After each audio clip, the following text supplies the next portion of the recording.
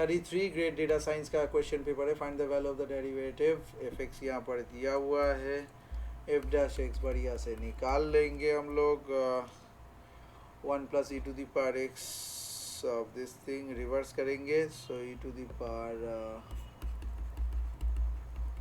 1 plus e to the power x, ये zero हो जाएगा. माइनस इसका derivative, so minus of this thing e to the power minus x is the thing and सिर्फ 1 लिख देंगे. So this is the final value. F equal to 0.4 में इसको लेंगे and we can solve it for this thing. This equal to 0 1. So e to the power minus x is 0.4 by 0.4, so this gives you 1.5.